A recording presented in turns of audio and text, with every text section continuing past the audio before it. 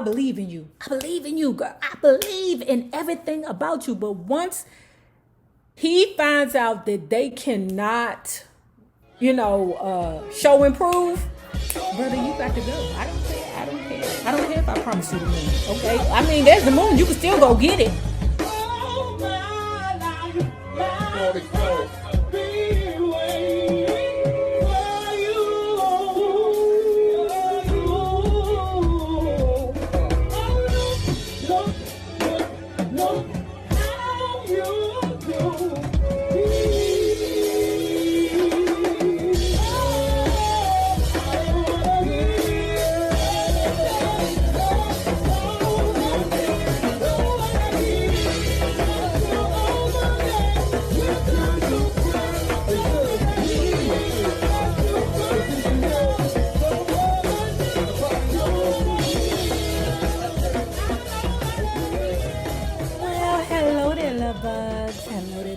If you have not already done so, please remember to like, share the Facebook, and subscribe, because it is so important to our success here on the YouTube.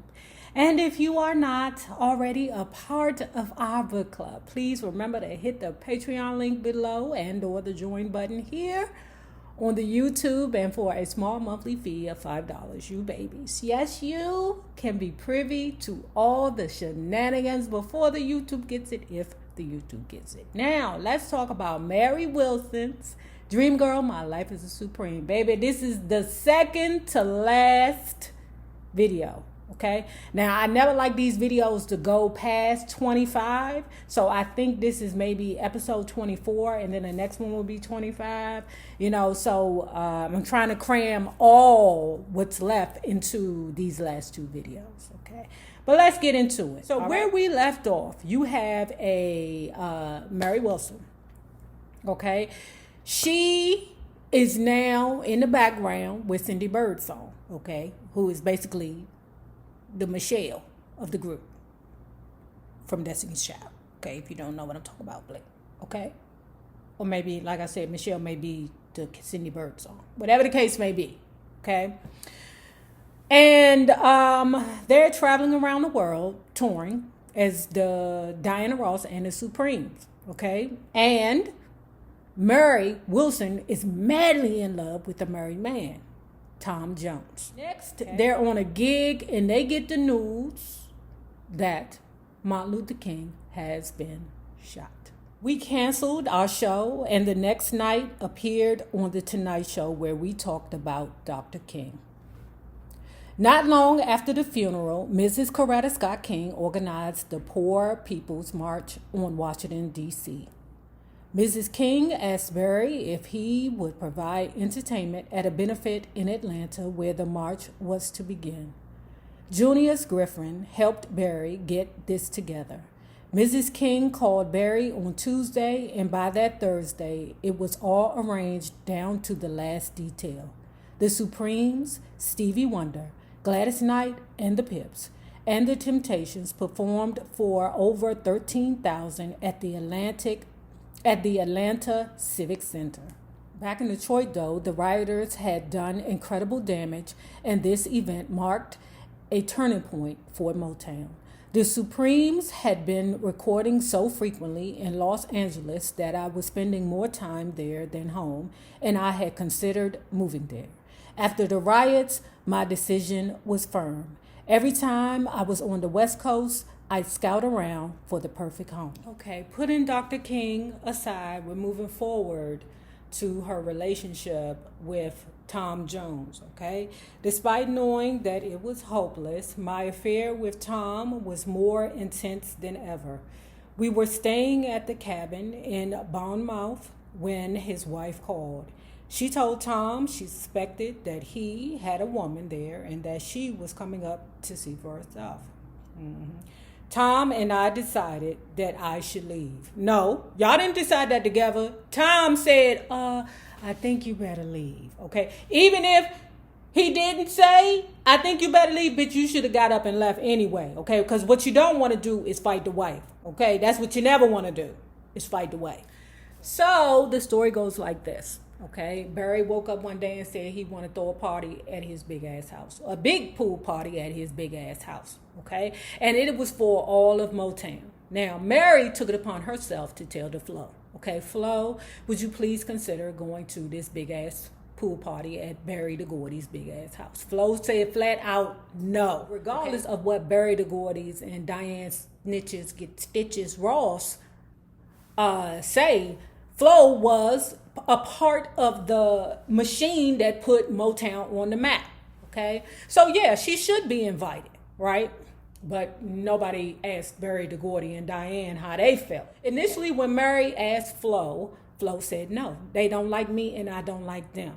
Mary tried to convince her, they're past that now, Flo. You know, time has passed, time has lapsed. Everything should be cool. They both had anxiety driving to the place, okay, to Barry DeGordy's big ass house for the big ass pool party, okay? But when Flo got there, the anxiety subsided because the other members of Motown welcomed her. So she's at the pool party, you know, speaking with her former co-workers, right? And over there, on some kind of, you know, pool furniture or whatever, you got Barry DeGordy and Diane. They staring at the back of Flo's head, all right? Diane decides to get up and come over and say, "Hi, Flo, how are you?" Flo responds with a code, "I'm well, you know, no problems, trying to keep it kosher so nobody get hurt," okay? Diane goes back over to Barry and sit down, whisper a little bit, okay? Not more than a couple of minutes later, she gets up, Diane gets up, come back over there again and tries to start a conversation with Flo again. Now, Flo is getting irritated because she's like, why you couldn't say what you wanted to say the first time you came over here? I think it was a tactic to annoy Flo, okay? So she went back and sat down with Barry DeGordy again. Now, the third time when she was walking over there, Flo seen her out the corner of her eye and said, "Why in the fuck does she keep coming over here?" Loudly. So loud that the crowd hushed. Oh shit. Oh shit. Next minute you know, Barry Gordy is saying, "Who the hell invited her?" Mary Wilson said she knew that Barry knew. Who else would invite her? He knew that it was her that invited Flo there. Barry said, "Come on, Flo. Let's go." Flo said, "No, you stay. I'll go." Flo left. You know, and I just thought that was very disrespectful and ridiculous. And Diane was antagonizing Flo. Now, I ain't that kind of antagonizer. But if you with me, oh, I'm going to burn you up. You heard me? I'm going to talk about all kinds of issues, child. I'm going to talk about everything. Everything. Oh, you must have had a bully when you was a child. Ooh, what happened? They didn't give you the milk? Nick Ashford and Valerie Simpson had been successful with a series of duets they'd written and produced for Marvin Gaye and Tammy Terrell. Ain't No Mountain High Enough, Your Precious Love, and Ain't Nothing Like the Real Thing. But the song Diane cut with them using the Andantes, Not Cindy and Me, on backing vocals, Some Things You Never Get Used To, barely scraped into the top 30. Barry was always fascinated by people, and every once in a while, he'd bring someone new into the Motown. While we were in New York working at the Copa, Cindy introduced him to her friend Susan DePass. Susan was the talent coordinator for a New York club called the Cheetah, and she and Barry hit it off right away. Okay, now let me tell you something. Barry, like many Sagittarian men, if they see a use for you, oh, you there, you in there. I got to keep you around, okay? Because of the fact that I can see myself making money off of you, right? According to Mary Wilson, Barry saw that in a lot of people. But once he found out that they wasn't shit, he just tossed them away like they were trash. You know, oh, I believe in you. I believe in you, girl. I believe in everything about you. But once he finds out that they cannot, show and prove, brother, you got to go. I don't care. I don't care if I promise you the moon. Okay. I mean, there's the moon. You can still go get it. Mary Wilson says that Susan DePass was not that. Susan DePaz showed and proved exactly who and what and how much of a asset she would be to the Motown. Things were changing and I felt like I was in limbo. I had no real home and felt that I needed to get away. I said to Barry, I need a vacation. Now let me tell you what Barry said to her. Mary, listen to me, Mary. Listen to me. You need to work while you can. Mary said, Barry, listen, I need a real vacation. Not one where, I'm over there to Acapulco and when, you need me to come back to do some vocals or, a quick gig or interview or something like that, you call me to do it. No, I need a whole vacation. Don't call me, nothing. Leave me alone, right? Barry explains to her, listen, we about to make this song, okay? And we want your vocals on this song. She said, no, the song could wait. Barry said, okay. My arguments didn't seem to be working. Barry acted as if I were doing something foolish, but he knew that I knew that they didn't need me for a song. This was just a game. Duke's marriage, the four top, that she had living in her house while she was running around the world collecting boyfriends. That one, Dookie. Dookie's marriage had ended, so we decided to give it one more chance just to see if we could make things work. Oh my God, that is me, y'all. That is me. That was the old me, okay? That was the old me. I'm saying to myself, wait a minute. What happened to Tommy? What happened? Okay, but I guess because Tommy wasn't available and Dookie was, she was like, okay, Tommy, you go over there, but I'll be over here with Dookie. She went on the vacation with Dookie, okay, because she needed that vacation. Okay, Dookie, I hope you took care of her. Okay, blink if you know what I'm saying, right? But she said she came back to Detroit refreshed and ready to get to work, only to find that they had gone ahead and recorded the new song without me. Love Child. Love Child. Never meant to be. Love Child. Born in poverty. Love Child. The song was something different. We see Bertie Gordy trying to get on board with the message. Okay, especially since, they call the Supremes not Black Supremes. It would be our only #1 record in 1968 and the first major hit I had not sung on. After Flo left, HDH, Dozier Holland, had begun recording Supremes records with just Diane and someone else on backing vocals to keep to the release schedule when we were touring. What happened with Love Child seemed designed to send Cindy and me a message, namely that Diana Ross was all that they needed. Looking back, I suppose I shouldn't have been surprised that things turned out the way they did. But I also knew that I had worked hard and the Supremes were still the hottest thing Motown had. You was comfortable, baby. Don't you ever be comfortable in anything that is not your own. The Supremes belong to Motown. Don't you ever, I don't give a fuck if you was at a job 20 years. Don't you ever get comfortable, okay? Don't you ever think that somebody else who holds your future in their hands will always look out for you. You remember that. I knew Diane would leave the group eventually, but in the meantime, it seemed stupid of Motown to make things harder for us as a group.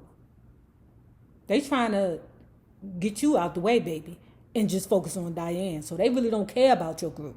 They don't. The fall, we were also working on our first television special, TCB, which starred Diane Ross and the Supremes and the Temptations. Since our appearance on Tarzan, Barry had been cultivating a working relationship with people at NBC. So this was quite a coup for him. Okay. Now this was like a disaster because the Temptations was not feeling that hoe. Back then they used to do TV specials because we didn't have cable. So if you wanted to see your favorite performer and you weren't either old enough to get on the road, or you couldn't afford to get on the road, or you couldn't go to concert or get tickets, or whatever the case may be, back then you would have celebrities that would work with networks like ABC, NBC, and CBS to have specials, okay, which would have those particular artists that we like performing, on stage, and it would be recorded. I'm getting back to what I was saying. One day they were on set and they were on break, okay? Everybody left except for Eddie Kendricks and Diane Ross, okay? They don't really like Diane, okay, because they see what's going on, right?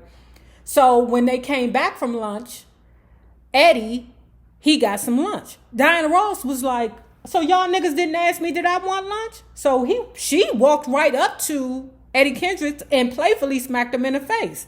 Now, Eddie Kendricks stood down, but, in his mind, he like, wait a minute, I'm very disrespected right now. Why would she smack a man in the face that she used to hunch? Why would she do that? That's just like, this girl's head is so big. Okay? And it's big like that because Berry the Gordy has put in her mind that you are the greatest. Suzanne DePass didn't mind telling us what to do, but she didn't dare cross Diane. At one point, designer Mike Travis and Diane were discussing gowns when Susan burst into the room, frantic about something. Wait a moment, Diane said, and then turned to Suzanne DePassy. Don't you see me talking to Mark? Do you know this damn light-skinned blonde-haired woman just backed down and said, okay, Miss Ross. Bitch, are you crazy? Who is she talking to? Suzanne DePassy, you is the boss. Not that Diane is the boss. But Suzanne DePassy, girl. Despite all the tension and unhappiness, the special was a great boost to all of us. And plans were put in motion for a second program with the Supremes and the Temps. In November of 1968, Flo gave birth to her twins, Nicole Renee and Michelle Denise. They had been born prematurely, but they were healthy, and Flo seemed anxious to get her career going. I had heard her first single, and though I loved Flo's voice, I didn't think the material was right for her. I hoped she would find success. Nothing that happened in the last year could erase my years of friendship with Diane. I decided to let things ride. I knew she would be leaving the group soon, and I wanted the Supremes to go on. The success of Love Child prompted Berry to want another release in a similar vein. I didn't sing on I'm Living in Shame, which I thought was melodramatic and lacked a message. From this point on, I would not be on any other singles except those we recorded with the Temptations. On February 1st, we opened at the Frontier Hotel in Las Vegas. As Diane leaving the group drew near, everything seemed to revolve around her and Cindy. I became just the Supremes. When I read interviews where Diane said things such as, I am leaving the Supremes, it hurt. Night during this engagement, I was standing backstage when I happened upon Diane and Berry. They didn't notice me. And as I stood there, Berry said to Diane, now Diane, you go out there and ignore everything. Forget about the girls, all of it, and just think about yourself. If you have not already done so, please remember to like, share to Facebook, and subscribe because it is so important to our success here on the YouTube. Now remember this, the same people that you meet on the way up will always be the same people that you meet on the way down. My naysayers, my patron loves. You babies, have a good one. Peace.